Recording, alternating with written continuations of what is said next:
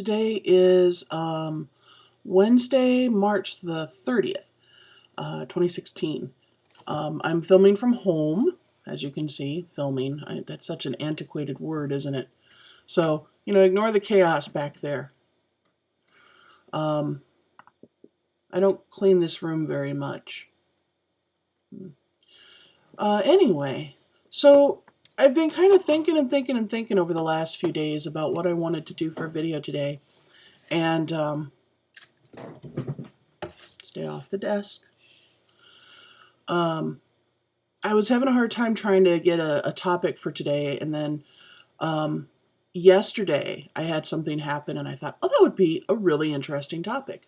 So I'm going to combine a couple of topics into one video and see how that goes. So the first thing I want to kind of talk about is I want to talk about oral tradition. Oral tradition is something that used to be the way a lot of cultures carried on their stories, their histories, their culture, their recipes, their lessons. They did it all through oral tradition. This was pre-writing. They didn't keep documentation of what, of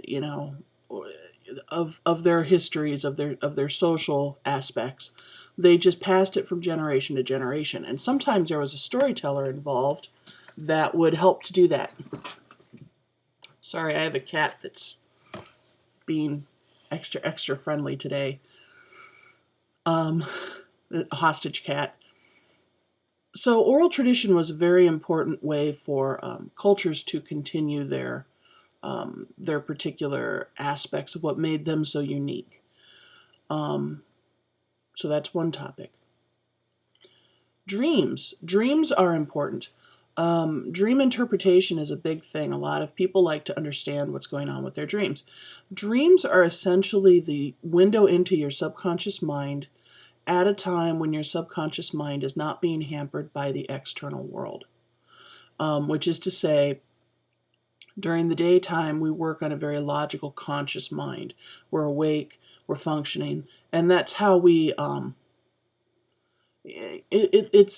we have a process through which we look at a situation, evaluate the situation, and then figure out what it is that we're going to do to react to that situation.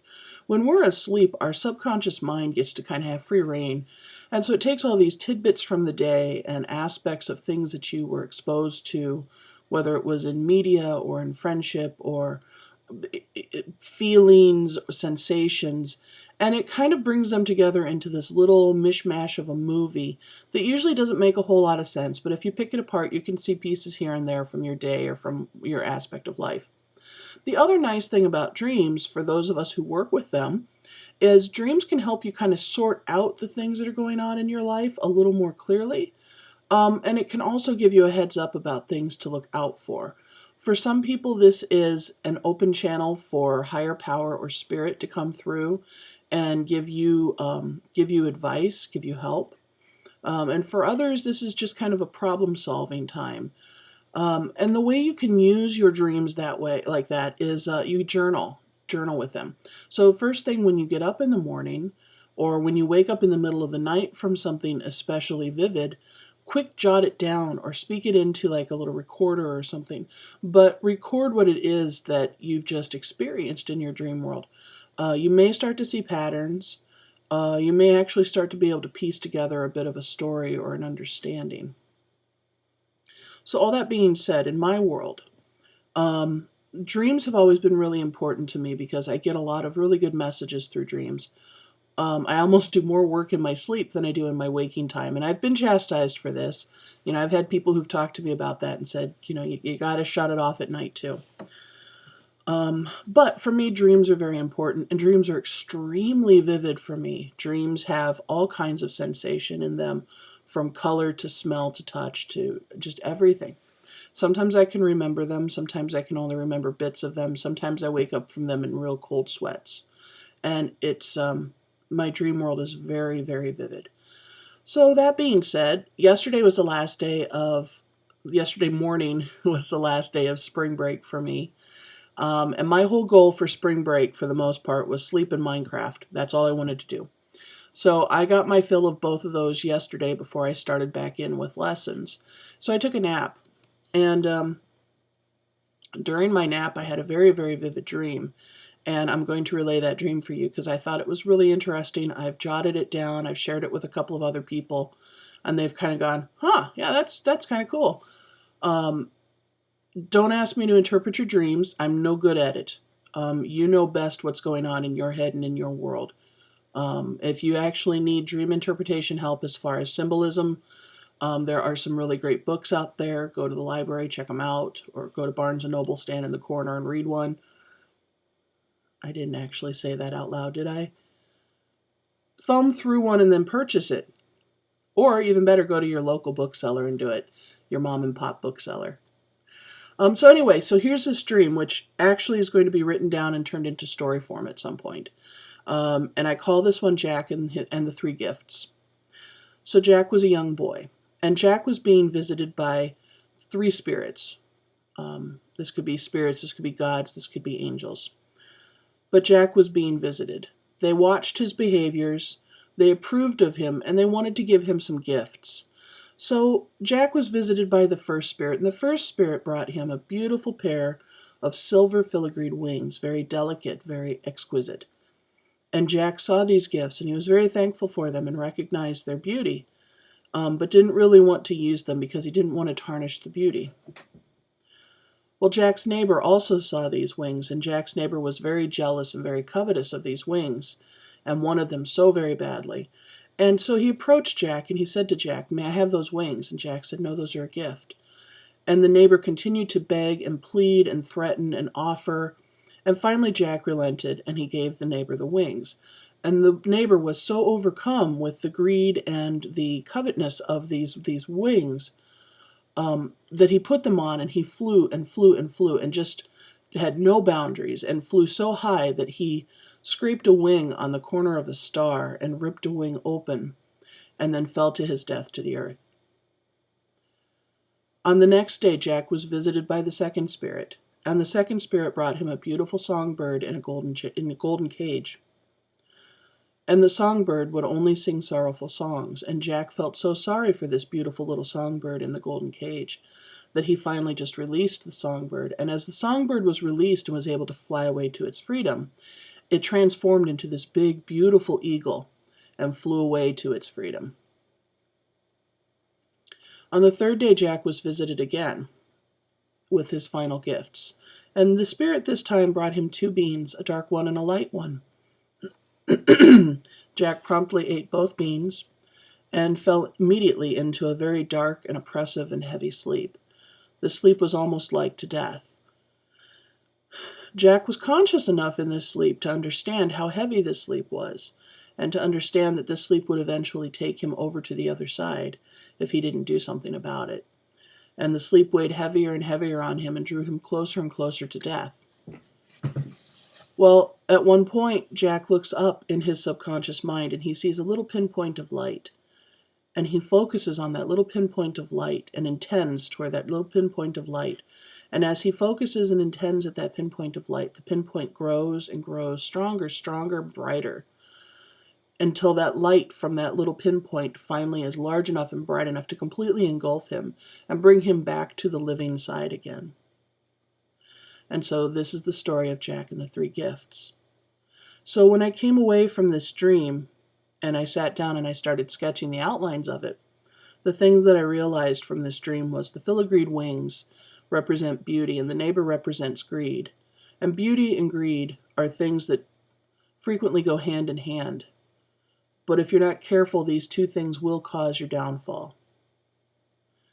Jack was given a golden cage, a beautiful enclosure, in which there is a beautiful bird that's trapped, has no freedom. Jack had complete power over this creature.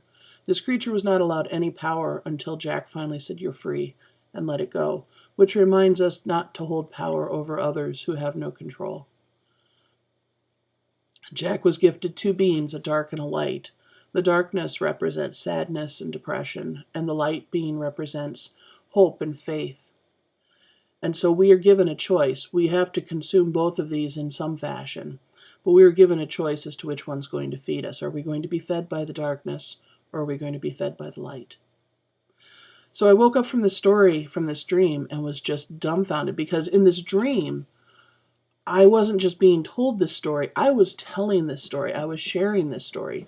And it was almost like a montage setup to where I could see myself telling this story to different groups of people in my life, to people I've gone to school with, to people I've worked with, to people I'm related to friends, to community members. And I would tell everyone this story, and I would maybe use visual aids, I would use whiteboards, or I would use animations, or I would use finger puppets wherever it was appropriate.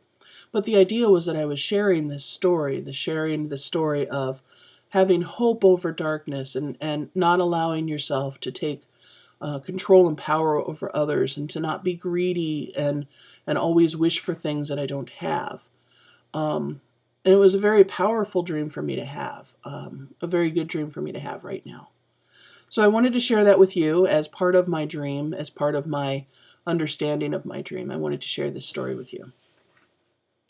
So on to the more mundane things of life. I'm up to 22 hours of community service. And this week's charity is called Dane County Friends of Ferals. Now, Dane County Friends of Ferals is it's like a no-kill, I don't know if they're a shelter per se. Yeah, it looks like they are a shelter of sorts. They're connected, I think, with Dane County's Humane Society to a degree. I don't think legally, but I think they partner a lot. So Dane County Friends of Ferals, their purpose is to spay and neuter feral cats and kittens throughout Dane County, Wisconsin. They provide weekly adoption fairs at a little shop every Saturday. So every Saturday they do an adoption fair. They assist the public with out-of-control cat population, and they provide veterinarian emergency care to Dane County's cats. This is a good organization. I asked my friend Heidi, who I mentioned last week, who was running the GoFundMe page for Terry Firehawk. I asked my friend Heidi for a few suggestions because Heidi is, she used to run a rescue, and Heidi is still very much involved in the welfare of, I don't want to say unloved cats and dogs, but she does make sure that cats and dogs that lose their homes for whatever human reasons do manage to find another good home again. And a lot of times that means they find a home with her. But she takes really good care of the animals that are in her care. And Heidi suggested Dane County Friends of Ferals, as well as a few other places that I'm going to mention over the next few weeks. So hers are all animal-based, and that's great. I love it. So Dane County Friends of Ferals, you can find them at daneferals.org. So that would be DANEFERALS.org. I hope you guys all have a great week. I hope you had a great Easter. It's starting to warm up here. Thank you. No more snow, hopefully. This weekend is the 2nd anniversary of Crystal Soul, my shop. I'm not doing anything too hugely special except running a couple of discounts and maybe having some treats. But, no big brass bands or fireworks this time around. Maybe at 5 years. But anyway, I hope you guys have a great week. Have a great weekend. And I will see you all next Wednesday. Bye.